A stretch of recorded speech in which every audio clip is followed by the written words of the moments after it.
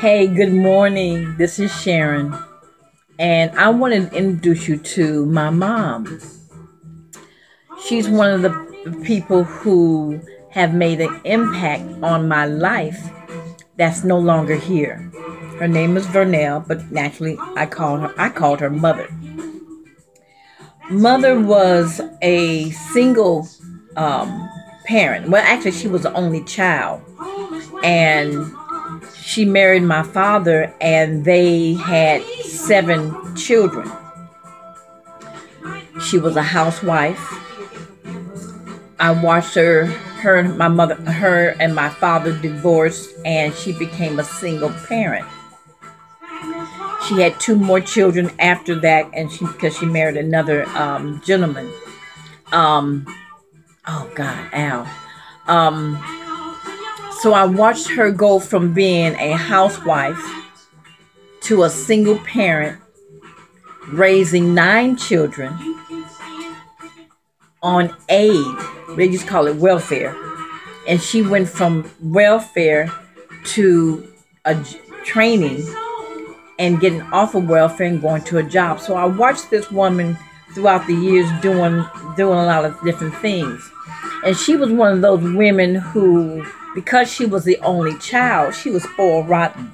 She wanted her way about everything. But she was also a very strong woman. And she was one of those women who says, do as I say, not as I do. Because she's a smoker. She used to drink, and she loved to party and stuff. And I'm just the complete opposite. Now I have brothers and sisters who like what she did too. But I personally was the opposite of her. Very introverted, didn't smoke, didn't drink, um, enjoyed my life, but I wasn't a party animal or anything. But my mom has dropped a lot of gold nuggets throughout my life.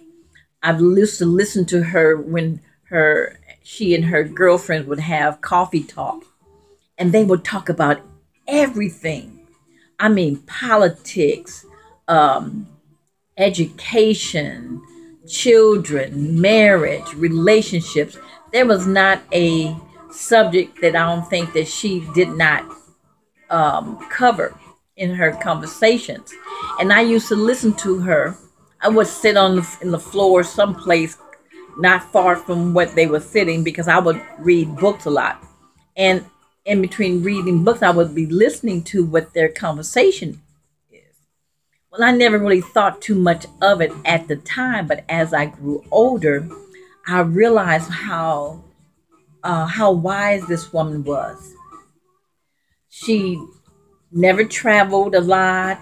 There's a lot of things she didn't do, but she knew a lot of stuff. And after she passed, well, even before the past, when I got grown and left home, is when I realized how much she has affected my life in different ways.